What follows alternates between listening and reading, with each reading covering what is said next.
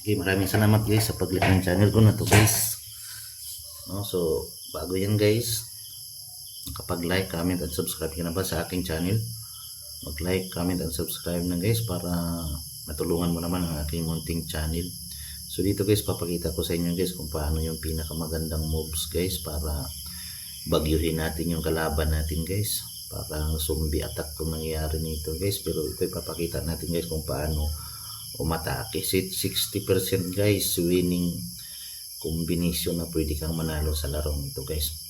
So ano pa ba ang hinihintay mo guys?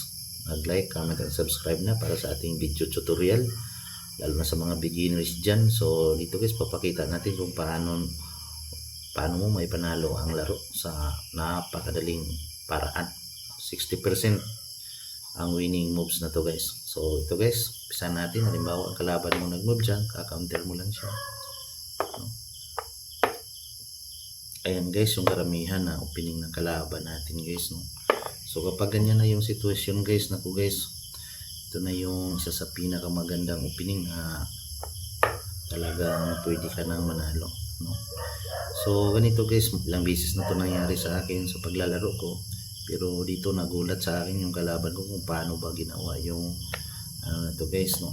So yan, kapag kinain natin yun guys, so yung isang powerful moves na pinost ko guys, nakita mo yun, ito na yung pangalawa guys, ito yung karugtong guys. So kinain niya, halimbawa ito yung karugtong guys ha. So yung gawin natin guys, pag pumunta siya dito guys, ganyan yung atake niya kasi pagkaon niya yung queen natin. Dito ka lang guys, oh. Open check guys, oh. Punta siya dito, diba? Kainin mo naman to guys. Tago naman siya dito guys, oh. Check mo na naman siya, babalik naman siya dun, kainin mo naman to guys. Tingnan mo guys, naka-check ka pa, mayroon ka nang nakain na isang horse, isang rook, isang bishop at saka isang pawn.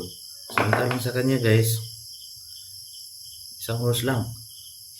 So pansin mo, so panalo na guys, no? 60% guys, posibleng manalo ka sa laban. Okay, at check pa guys, oh. So thank you for watching po. God bless po.